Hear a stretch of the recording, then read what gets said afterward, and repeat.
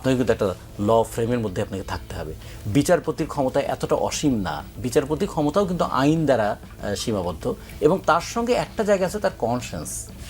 সেই কনসেন্স কিন্তু মানে আইনের বাইরে না যাবে না, তার মানে তারও একটা লিমিট আছে। আমি কি যা খুশি তার রায় দিতে পারি না তো। ফলে প্রত্যেকটা জায়গায় একটু জবাবদিহির জায়গায় আসা উচিত ছিল। যে কারণে এরা কি কাজ করবে এটা আমি পরের প্রশ্ন, আমি কিন্তু প্রথমে ওই কাজের উপর জোর দিই না, আমি প্রথমে তো নামটা, এই নামকরণটার মধ্যে আমার কাছে মনে হচ্ছে আমরা যারা এতদিন ধরে গণতান্ত্রিক সংস্কৃতির জন্য লড়াই করেছি, সেই গণতান্ত্রিক সংস্কৃতির একটা বড় ধাক্কা খেয়ে যাচ্ছে আবার এই সমস্ত নাম। অপারেশন ডেভিল হান্ট, মানে আমি প্রথমেই ডেভিল খুঁজতে শুরু করে দিলাম।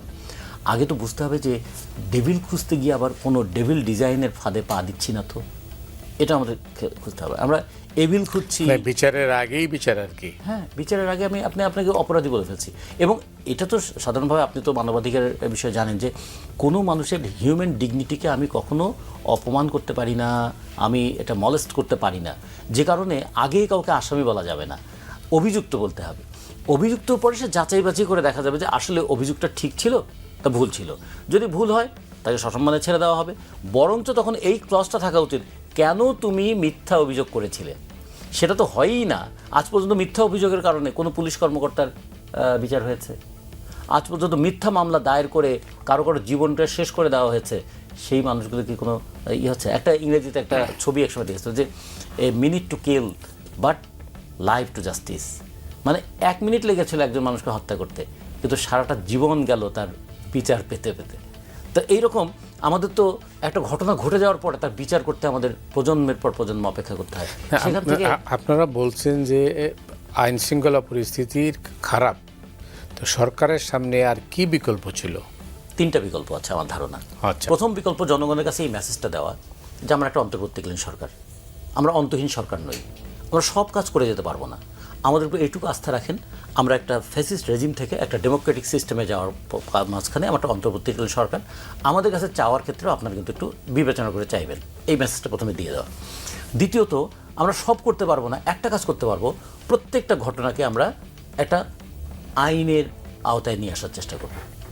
বিচার আমার সময়কালেই শেষ হয়ে যাবে এর গ্যারান্টি আমি দিতে পারি না, কিন্তু আমি যে অপরাধ সেই অপরাধের মামলা করব। এখন এমন একজন রাজনৈতিক নেতার বিরুদ্ধে আমি হকার একজন গুলি করে হত্যা করা হয়েছে, তার হত্যার মামলা দিয়ে দিলাম। মানুষ প্রথমে মনে করলো এই হত্যা মামলাটা আসলে ঠিক হয়নি।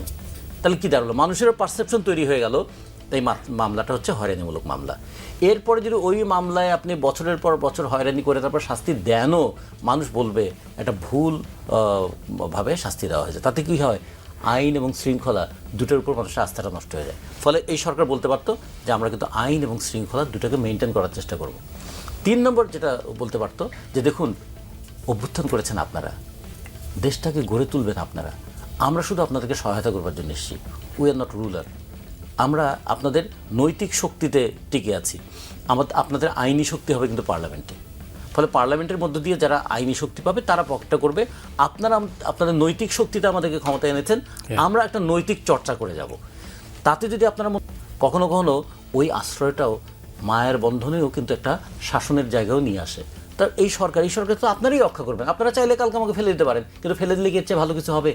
তখনই কিন্তু মানুষ আবার বলবে না না না, তাহলে এত বেশি চাপ দেওয়াটা ঠিক হবে না। তখন মানুষ তার চাওয়াটাকেও তার বিবেচনা করবে যে কতটুকু চাইবো আর কতটুকু এই সরকারের দেওয়ার ক্ষমতা আছে। এইরকম যদি মানুষের মধ্যে একটা সেন্স তৈরি করতো, তাহলে যে বিপুল গণজাগরণের মধ্য দিয়ে অভ্যুত্থানটা হয়েছে, অভ্যুত্থানের মধ্যে তো একটা পরীক্ষা হয়ে গেল না, শক্তি পরীক্ষা হলো যে শাসক গোষ্ঠী তার দমন পীড়নের শক্তি কত আর জনগণের প্রতিরোধের শক্তি কত। জনগণের প্রতিরোধের শক্তির কাছে কিন্তু এই দমন পীড়নের শক্তিটা টিকলো না, ফলে জনগণ কিন্তু এখানে আপাতত অর্থে বিজয়ী হয়েছে। এই যে প্রাথমিক বিজয়টাকে, এটাকে যদি সাস্টেইন করাতে চাই, এই বিজয়ের মধ্য দিয়ে যদি একটা ডেমোক্রেটিক কালচার তৈরি করতে চাই, আমরা অন্তত ক্ষমতায় থেকে কোনো আনডেমোক্রেটিক কাজ করব না এবং কোনো আনডিউ প্রিভিলেজ কাউকে দেব না। এই ঘোষণাটা যদি সরকার দিয়ে দেয়, তাহলে কিন্তু অনেকের মধ্যে যেটা বললেন না যে পুলিশ কর্মকর্তারাও একটা মেসেজ পেয়ে যেত, আমাদের ওই সচিবালয়ের তারাও মেসেজ পেয়ে যেত, এমনকি বিচারপতিরাও মেসেজ পেয়ে যেত যে আমার গাড়িকে স্যালুট করে নেই বলে আমি পুলিশের এসপি, পুলিশের আইজি পর্যন্ত কোর্টে দাঁড় করিয়েছি, আমার গাড়িকে স্যালুট করেনি বলে। তার মানে বিচারপতি চাইলেও কি এরকম কাজ করতে পারেন? এটাও জায়গাগুলো দৃষ্টান্ত কিছু। আপনি তো আইনের ছাত্র, আইনের দৃষ্টিতে এই সাম্প্রতিক কর্মকাণ্ড যা তার কীভাবে আপনি বর্ণনা করবেন? আচ্ছা, এই জায়গায় বলে রাখার আগে আমার পূর্বোক্ত বক্তা যিনি বলেছেন, অবশ্যই আপনার প্রতি ফুলেস্ট রেসপেক্ট রেখে আমি কয়েকটা ব্যাপারে আমি বলবো না যে এটা আমি আর্গু করছি, বরং আমার কাছে মনে হচ্ছে কি কিছু জায়গায় যে শক্ত ভূমিকাটা রাখার কথা, যেটা বললেন যে সরকার নিজের থেকে বলবে আমরা তো একটু উইক গভর্নমেন্ট, কাজ করব না। বাংলাদেশে অন্তর্বর্তীকালীন সরকার যেটা, এইটার আগে এই ইলেকটেড গভর্নমেন্ট না, মানে 1991 সালের পর থেকে যদি কথা বলি, সেই ক্ষেত্রে 1/11 সরকার যেটা ছিল, তারা অবৈধভাবে অনেকগুলা দিন ক্ষমতায় ছিল। এই সরকার যখন ক্ষমতায় আসছে, ডেফিনেটলি সেটা অন্যান্য সময়ের মতো শুধুমাত্র একটা ইলেকশন করার জন্য 3 মাস সময়ের জন্য আসে নাই, এবং তারা বারবার করে বলছে দেশের সংস্কার করবে, অমুক করবে, তমক করবে, ইত্যাদি ইত্যাদি অনেক আলাপ। ইনফ্যাক্ট সংস্কার নিয়ে এত কথা বলেছে, আমার কাছে মনে হয় যে সংস্কার শব্দটারও সংস্কার হওয়াটা খুব বেশি মাত্রায় জরুরি ছিল। দেখেন, এই সরকার অনেক কিছু করতে পারবে, এটা আমি বিশ্বাস নিজেও রাখি না, কিন্তু যেটা আমি বিশ্বাস করতে চাই সেটা হলো প্রত্যেকটা বিচার প্রক্রিয়া শুরু করে দেওয়া। এখন এই সরকার যদি একদমই ঢিমে তেতালায় কাজ চলে, যেটা বর্তমানে চলছে, তাহলে যাদের বিচার করবে প্রত্যেকেই পালিয়ে চলে যাবে। এমনকি আমার কাছে যেটা মনে হয়, এই মুহূর্তে আমাদের দেশে ভারতে আওয়ামী লীগের এই ছাত্রলীগ থেকে শুরু করে সর্বোচ্চ ব্যক্তি পর্যন্ত যতজন পালিয়ে গেছে, ভারতে গিয়ে যদি এর একটা পলাতক লীগ গঠন করে কোন একটা লোকাল ইলেকশন করে, খুবই সম্ভাবনা আছে সেই জায়গায়ও খুব ভালো রকমের একটা পলাতক লীগ ভোট পেয়ে যাবে ভারতের। অবশ্য তাদের নীতি নৈতিকতায় খুব একটা পার্থক্য নাই, তারা আসলে ওই মতাদর্শই ধারণ করে। তো আমি যেটা বলার চেষ্টা করছি, প্রত্যেককে আইনের আওতায় নিয়ে আসাটা খুব বেশি মাত্রায় জরুরি ছিল, এবং এই সরকারের সেটা ক্যাপাসিটিও ছিল, কিন্তু তারা যে করে নাই এটা তাদের সুস্পষ্ট ব্যর্থতা। এটা আমি মনে করি যে আমরা পারবো না ব্যাপারটা এইটা না, যদি ধরার প্ল্যান করতো অবশ্যই তারা ধরতে পারতো। লিগ্যাল জায়গা থেকে আমি যেটা বলি, বাংলাদেশে বিচার মানে কি, কিছু কিছু জায়গায় অনেক ফ্যান্টাসি করার মতো কথাবার্তা অনেকেই বলেন, অনেক তাত্ত্বিকেরাও আছেন, অনেক মুরব্বী কয়েকজন দেখলাম এটা একটা গণ অভ্যুত্থান হয়েছে, তারপরে তারা জোরপূর্বক ঠেলে চেপকায়া যে কোনোভাবেই হোক এটাকে বিপ্লব বানানোর চেষ্টা করছে, এবং তাদের ওই বিপ্লবী তত্ত্ব দিয়ে আমাদের মতো অনেক তরুণদেরকে বিভ্রান্ত করে ফেলার চেষ্টা করছে বারবার করে, যে এটা তো বিপ্লব হয়েছে, বিপ্লবের পরে এইটা হয় ওইটা হয়। নো, এমনকি কেউ যদি এটাকে ফরাসি বিপ্লবের সাথেও তুলনা করে সেটাও চলবে না। এইটা মনে রাখতে হবে, আমরা একটা গণতান্ত্রিক অভিপ্রায়ের দিকে আগাচ্ছি। পৃথিবীতে বিপ্লব হওয়ার পরে ইমিডিয়েটলি গণতান্ত্রিক অভিপ্রায়ের দিকে আগাচ্ছে এমন নজির কিন্তু খুব একটা নাই। আর বিপ্লব হওয়ার জন্য যে ধরনের এলিমেন্ট থাকে সেটাও এই গণ অভ্যুত্থানের ভিতরে সেটা ছিল না, না থাকার কারণে তারাও নানাভাবে অস্থিরতা তৈরি করে দেওয়ার চেষ্টা চালাচ্ছে। নিজেও তো সক্রিয়ভাবে অংশগ্রহণ করে অবশ্যই, কিন্তু আমি কখনোই মনে করি না এটা বিপ্লব ছিল, এটা একটা গণ অভ্যুত্থান ছিল, ছাত্র জনতার গণ অভ্যুত্থান ছিল। সো এই জায়গায় সংকটের জায়গাটা দুইটা আছে মোটা দাগে। এই 5 আগস্টের পরে হঠাৎ করেই একটা গোষ্ঠীর কিছু কিছু 2-1 মুরব্বীর এমন লোক আছেন, তারা আসলে কিছু তাত্ত্বিক বিশ্লেষণ এমনভাবে করছেন যেন মনে হচ্ছে শেখ হাসিনার পতন তাদের ওই তাত্ত্বিক বিশ্লেষণেই পার হয়ে গেছে। কিন্তু ইতিপূর্বে ইলেকশনগুলোর আগে তারাও অনেকেই এজেন্সির টাকা পয়সা খেয়ে বিভিন্ন নতুন নতুন জোট দল গঠন করারও বিভিন্ন প্রক্রিয়া গঠন করেছিল, সেটা যে আসলে ওই ইলেকশনে শেখ হাসিনাকে ফেভার করার প্ল্যান করছিল, এটা সম্ভবত আমাদের আবার গোল্ডফিশের মেমোরিতেও অনেকে এবার ভুলে যায় এই কথাগুলো। তো এই জায়গায় একটা সংকট আছে, অতি উৎসাহীপনা কাজটা। আবার আরেকটা যেটা জায়গা আছে, সরকারের কাছে আসলে মানুষ অনেক বেশি কিছু চায় না, যেটা চায় প্রত্যেকটা পাড়ায় মহল্লায় এখনো আওয়ামী লীগের যে স্ট্রাকচারগুলো আছে তারা একদম সজাগ আছে। আমার হোম ডিস্ট্রিক্ট হলো পাবনার সাথিয়ার কয়েকজন একটা টকশোতে সেদিন কথা বলে যাওয়ার পরেই, যখন আমি এই আইন বিচার নিয়ে কথা বলে গেছি, ওই এলাকার একজন মুরব্বী কল দিয়েছে যে বাবা সাথিয়ায় দেখো এই এই এই লোকগুলা আওয়ামী লীগের টাইমে এই অপরাধ করেছে, এখনো তারা একদম বুক ফুলায় ঘুরে বেড়াচ্ছে, তাদের কোনো কিছু হয়নি, তাদের প্রতিষ্ঠানগুলো ঠিক আছে। তো এই বিচারটা করা কি ওই সাথিয়ার লোকাল যে গভর্নমেন্ট বলতে এখন আমি ইলেক্টেড মেম্বারদের কথা বোঝাচ্ছি না, অন্যান্য যারা আছে, এই বিচার করাটা কি খুব কঠিন কাজ ছিল? দেশ থেকে তো পালিয়েও গেছে, শুধু আগস্ট মাস না, সেপ্টেম্বর, অক্টোবর, নভেম্বর, ডিসেম্বর মাসে অনেকে পালিয়ে গেছে। আমার কথাটা হলো সিরাজগঞ্জের এমপি চয়ন 2 দিন আগে গ্রেপ্তার হলো গাজীপুরে, এই চয়ন তো 6 মাস দেশের ভেতরেই ছিল। এই দেশে যৌথ বাহিনীর অভিযান চলছে না, এটা তো ডেভিল হ্যান্ড তো মাত্র নতুন নামকরণ করা হলো, কিন্তু যৌথ বাহিনীর অভিযান তো বহু আগ থেকে চলছে। এই মানুষগুলাকে কি গ্রেপ্তার করে গাজীপুরে কি আর্মি ছিল না, যৌথ বাহিনী ছিল না? প্রত্যেকটা ঘরে ঘরে গিয়ে কি এদেরকে খোঁজার চেষ্টা করেছে? করে নাই।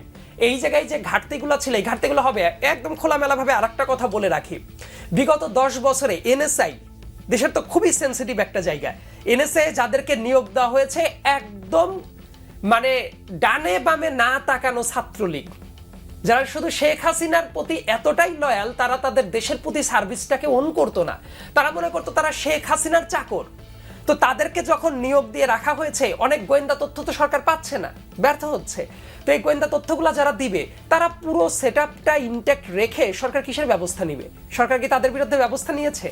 কাজে আমার কাছে যেটা মনে হয় যে এই জায়গাটা কাজ করার ক্ষেত্রে সরকারের কিছু জায়গায় ফার্স্ট প্রায়োরিটি দিয়ে কাজ করাটা খুব বেশি মাত্রায় জরুরি ছিল, সেটা আইনের ভঙ্গ হতো না।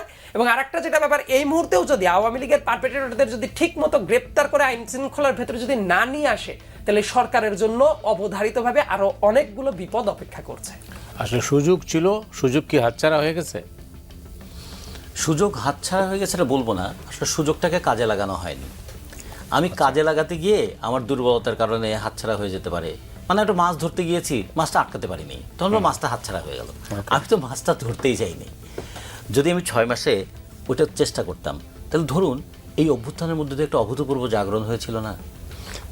একদিনের নোটিশে আমরা যদি বলি যে বুলডোজার মিছিল হয়ে যেতে পারে, বিভিন্ন জায়গায় ভাঙচুর হতে পারে, তাহলে কেন বিভিন্ন জায়গায় কারা কোথায় আছে এই খোঁজটা পেতে পারে না?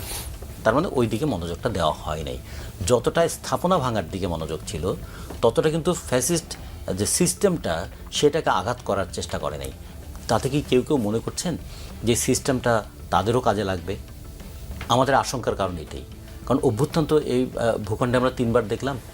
69-এর গণঅভ্যুত্থান দেখলাম, 90-এর গণঅভ্যুত্থান দেখলাম, আর 2024-এর গণঅভ্যুত্থান দেখলাম। এর আগে দুটো আমরা অ্যাবর্টেড অভ্যুত্থান দেখেছিলাম। একটা 75-এর ক্ষেত্রে আমরা দেখেছিলাম ওই অভ্যুত্থানে যা হওয়ার কথা ছিল তা হয়নি, হত্যা হয়েছে, একটা রেজিম চেঞ্জ হয়েছে, কিন্তু ঠিক অভ্যুত্থানটার পর হয়নি। আর একটা আমরা দেখেছিলাম যে একটা সেনা অভ্যুত্থান হতে চেয়েছিল ওই 96-এর দিকে। তাহলে বাকি যে আমরা যে 3টা যে সফল অভ্যুত্থান বলি, উনি খুবই দারুণ একটা কথা বলেছেন। আমার কাছে মনে হলো কথাটা বিবেচনা করতে হবে সবারই। অভ্যুত্থান আর বিপ্লব এক কথা নয়, অভ্যুত্থান আর স্বাধীনতা এক কথা নয়। এই যে সব কিছুকে গুলিয়ে ফেলে কখনো কখনো মানে একটা ছোটকে বড় করতে গিয়ে তাতে ছোটর যে কর্তব্য সেটাকে ভুলিয়ে দেওয়া হয়, বরঞ্চ তার মধ্যে একটা অহমিকা তৈরি করা হয়। আর বড়র যে মর্যাদা সেটাকেও অনেকখানি নিচে নামানো হয়। এই যে বিপ্লবের মর্যাদাটাকে নিচে নামিয়েছে আর অভ্যুত্থানের কর্তব্যটাকে ভুলিয়ে দিয়েছে, দিয়ে একটা অস্থির টালমাটাল অবস্থা। যারা অভ্যুত্থান করছেন আমরা তখন বিপ্লবী সরকার আমরা কিছুই মানবো না। আচ্ছা, অভ্যুত্থান কোনো নিয়ম মেনে হয় না, এটা ঠিক, কিন্তু অভ্যুত্থানের পরে যে দেশ সেটাকে তো নিয়ম মেনে চালাতে হবে। অবশ্যই। তাহলে নিয়ম মেনে চলি নাই অভ্যুত্থান, ফলে এখন আমরা যা বলবো সেটাই আইন, তাহলে তো এটা আর একটা ফ্যাসিস্ট কালচারের রিপোর্ট ইয়েটা দিচ্ছে।